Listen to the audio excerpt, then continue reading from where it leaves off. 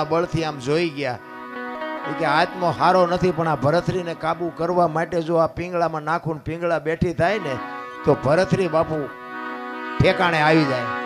એ ગોંદકાનો આત્મો બાપુ પકડી અને પિંગળાના ખોળિયામાં નાખ્યો અને પિંગળા બેઠી થઈ. ભરથરી ભાનમાં આવી ગયો, પણ અસલ પિંગળા બાપુ મરી જઈ હતી.